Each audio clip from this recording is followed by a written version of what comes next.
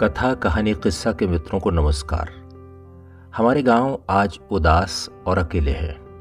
आज की कहानी में अकेलेपन की इसी विवशता की बात है। कुछ तो लीक से हटकर करना ही पड़ेगा।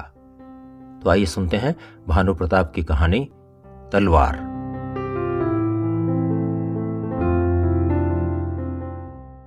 डगमग कदमों से चौक पार करने के बाद पानी से भरी गागर सीढ़ी पर रखकर वो वहीं बैठ गया।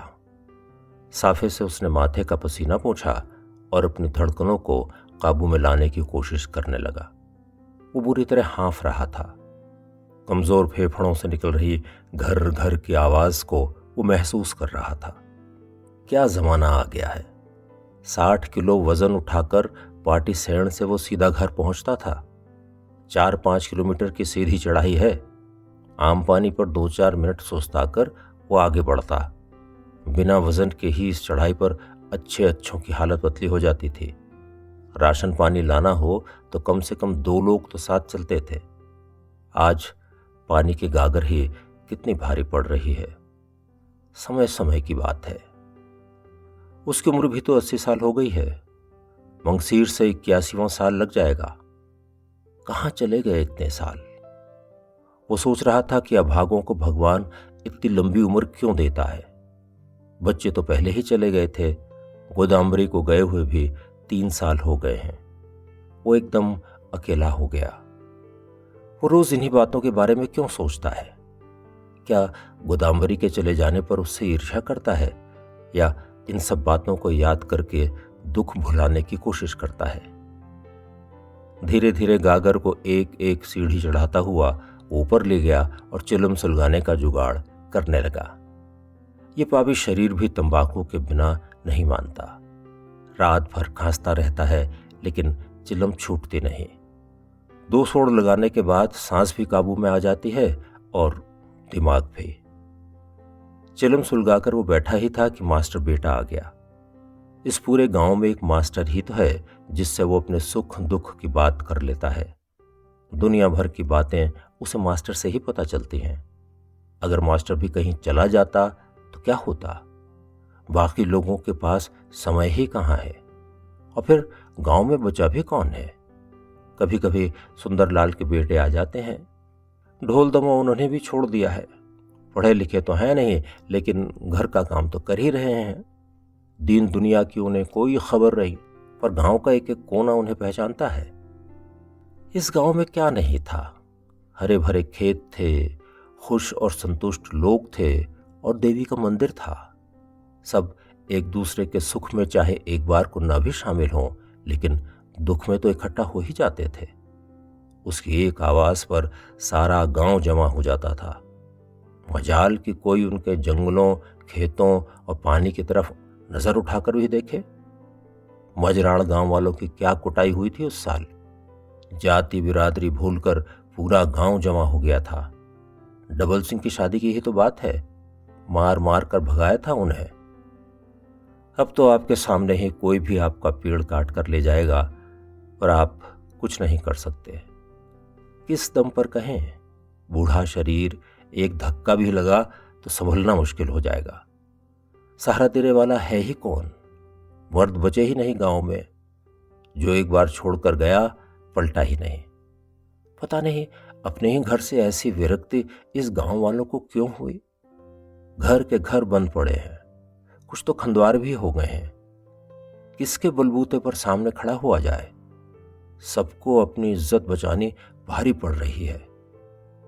सुंदरलाल के लड़कों ने छोटी सी बात पर पिछले साल बुद्धि सिंह का सिर फोड़ दिया था।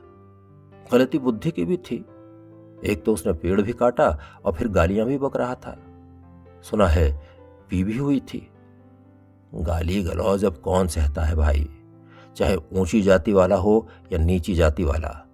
गए वो दिन। जरूरत क्या थी उलझने की। कभी था वो जमाना। उसकी एक खिड़क ताल पर बहू बेटी रो पड़ती थी। अच्छे मजबूत जवान थर्रा जाते थे। मशहूर था कि डाली बूटी और पत्थर भी उसके गुस्से पर सहम जाते थे। कहाँ गया होगा वो तेज।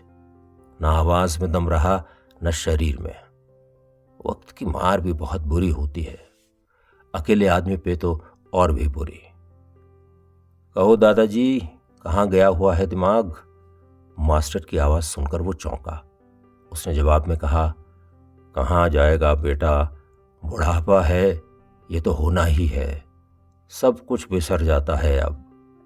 मास्टर जी बता रहे थे कि कल फिर आए थे चोर जंगल में। सब गांव वाले गए थे उनको मिलकर भगाने।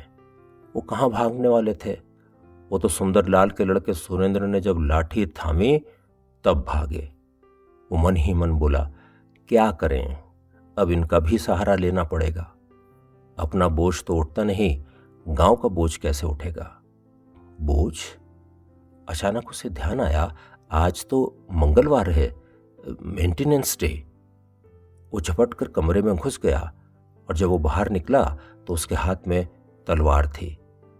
मटमैले चमड़े की म्यान जगह जगह घिस गई थी और कुछ जगह से उसकी सिलाई भी उधड़ गई थी।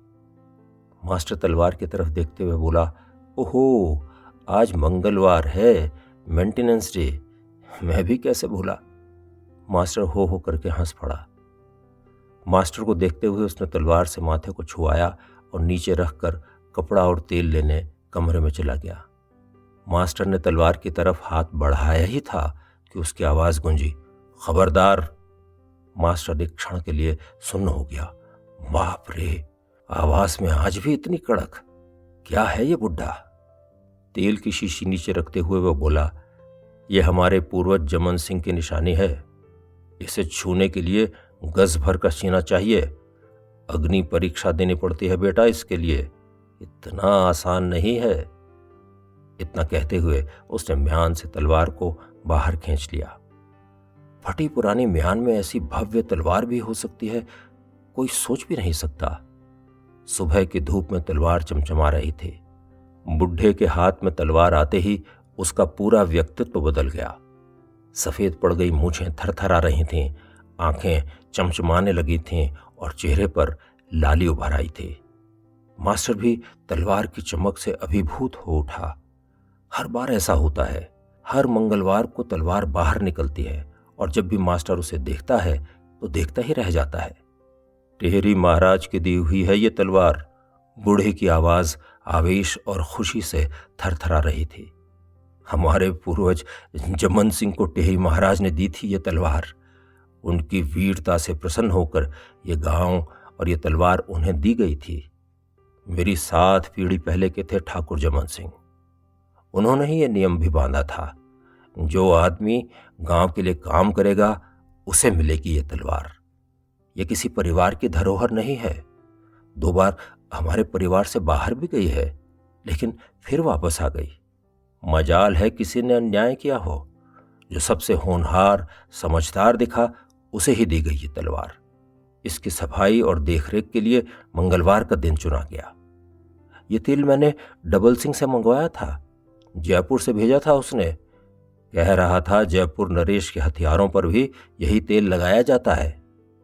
ये बातें हर मेंटेनेंस डे पर दोहराई जाती हैं। बूढ़ा न जाने क्या क्या बड़बड़ाता रहा और तलवार को चमकाता रहा। उसने तलवार म्यान में डाली और अब पुरानी म्यान भी भव्य दिखने लगी। तलवार उठाकर वो भीतर चला गया। चिलम सजाकर वो बैठा ही था कि मास्टर ने पूछा, दादाजी मुझे क्यों बुलाया है आज? उसे याद आया कि मास्टर को बुलाया था उसने।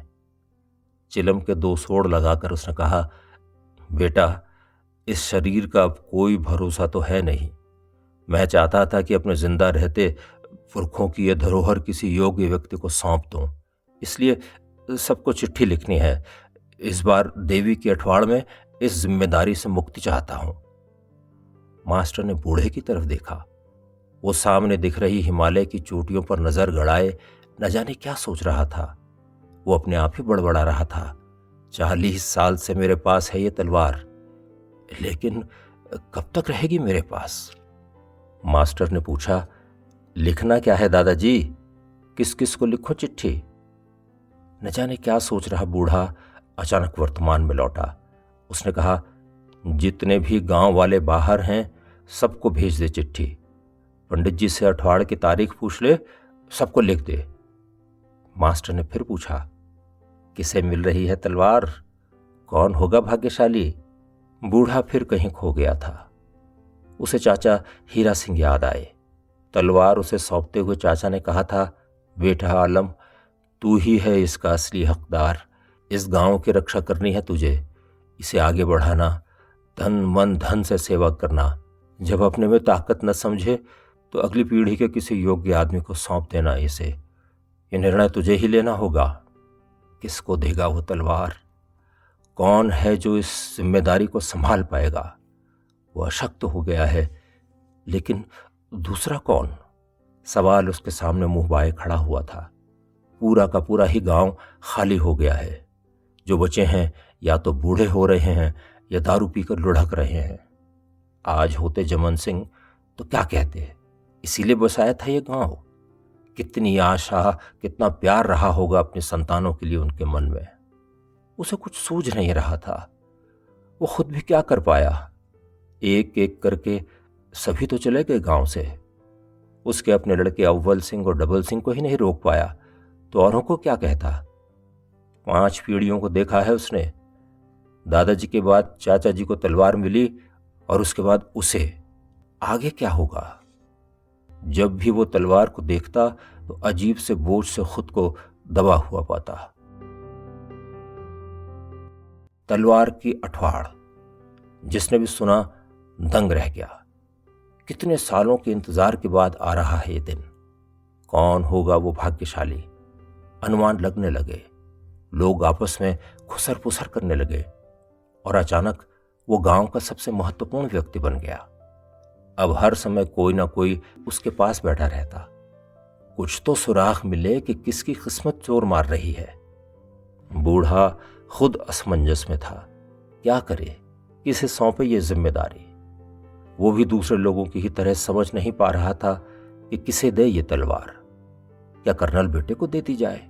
वैसे तो वो देहरादून में रहने लगा है, लेकिन गांव की खैर खबर तो पूरी रखता है। छठी छमाही गांव का चक्कर भी लगा लेता है। एक बार कह भी रहा था कि तलवार उसे दे दे तो देहरादून में बढ़िया चमड़े की म्यान बनवा देगा। क्या अपने बेटे डबल सिंह को सौंप दे इसे? सबसे अच्छा तो यही रहता। समझदार है, पढ़ा लिखा है, बातों को समझने वाला है। यहीं गांव के स्कूल में मास्टर भी हो गया था। पता नहीं क्यों चला गया दिल्ली। भरपूर खेती थी, मेहनत करता, कमाता खाता, गांव को भी देखता। कितना भला लगता अपने पुत्र को खानदानी चीज देते हुए। अठवाड़ पास आ रही थी। गांव में चहल पहल बढ़ गई थी। उसके दोनों ही बेटे अपने परिवार सहित गांव आ गए थे। बच्चों की गर्मियों की छुट्टी भी हो गई थी, इसलिए लोग अपने अपने घरों में वापस लौटे थे। साफ सफाई पूरे गांव में चल रही थी। छोटे छोटे बच्चे गांव में इधर उधर दौड़ रहे थे। शहरों से आई बहुएं उसे देखकर आदर से सिर पर पल्ला रख लेती। पंदेरे में हंसती खिलखिलाती लड़कियां दिखाई देती तो खुशी से उसके आंसू निकलने को हो जाते। लंबे तड़ंगे लड़के आकर उसे सेवा लगाते तो एक क्षण के लिए वो खुशी से पगला जाता। नाती पोतों के बीच बूढ़ा खुश होने की कोशिश तो करता, लेकिन तलवार ने उसके दिमाग पर कब्जा किया हुआ था। वो हरदम सोचता कि इतने सब हैं मेरे, लेकिन कोई मेरे पास क्यों नहीं? इस सवाल का जवाब बूढ़े को नहीं मिला। अठवाड़ा का दिन भी आ पहुंचा। सुबह सुबह नहा धोकर उसने चूड़ीदार पायजामा और कुर्ता पहना, खद्दर की मिर्जई पहनी और सिर पर अपनी सहेज कर रखी हुई पगड़ी बांधी। माथे पर तिलक लगाया और मूंछों पर तेल। आज उसके चेहरे पर अलग ही तेज था। कौन कहेगा कि वो 80 साल का बुढ़ा है।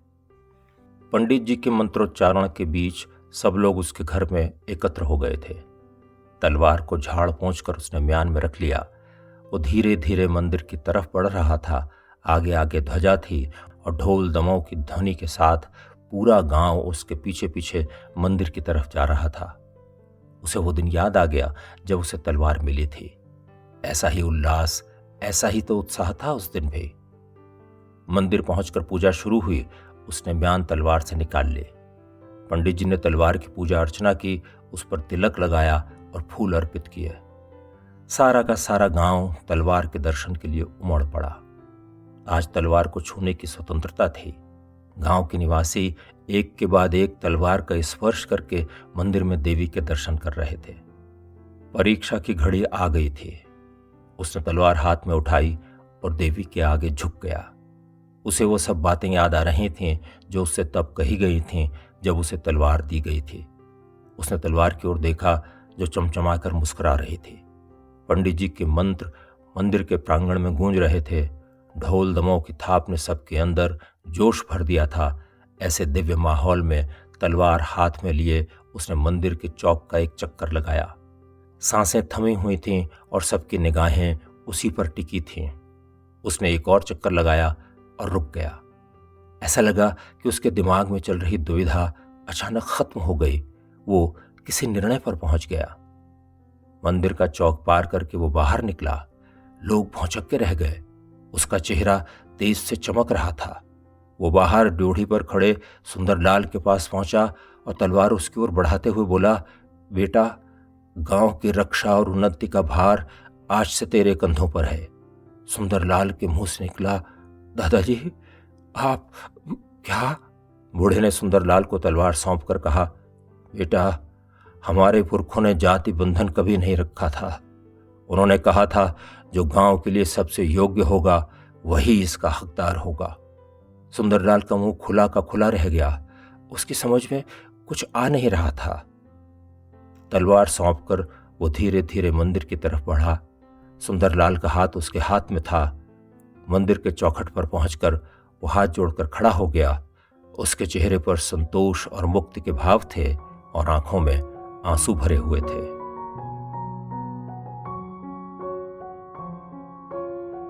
तलवार। अभी आप भानु प्रताप की ये कहानी सुन रहे थे। कहानी अगर आपको अच्छी लगी हो तो हमारे इस चैनल को लाइक करें, शेयर करें और सब्सक्राइब भी करें। जल्दी मिलते हैं एक और नई कहानी के साथ। नमस्कार।